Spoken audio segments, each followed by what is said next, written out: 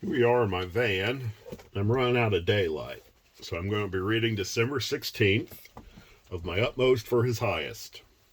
Wrestling before God.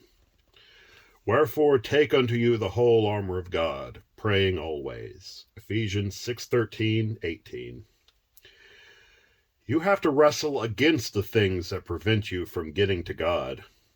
And you wrestle in prayer for other souls, but never say that you wrestle with God in prayer. It is scripturally untrue. If you do wrestle with God, you will be crippled all the rest of your life. If, when God comes in some way you do not want, you take hold of him as Jacob did and wrestle with him, you compel him to put you out of joint.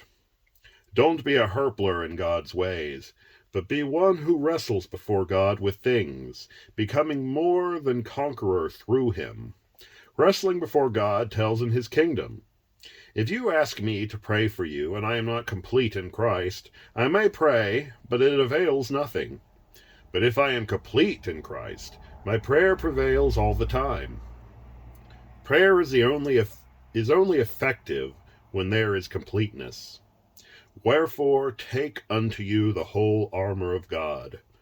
Always distinguish between God's order and his permissive will, i.e., his providential purpose towards us. God's order is unchangeable. His permissive will is that with which we must wrestle before him. It is our reaction to the permissive will of God that enables us to get at his order. All things work together for good to them that love God, to those who remain true to God's order, to his calling in Jesus Christ. God's permissive will is the means whereby his sons and daughters are to be manifested. We are not to be like jellyfish saying, "It's the Lord's will." We have not to put up a fight before God, not to wrestle with God, but to wrestle before God with things.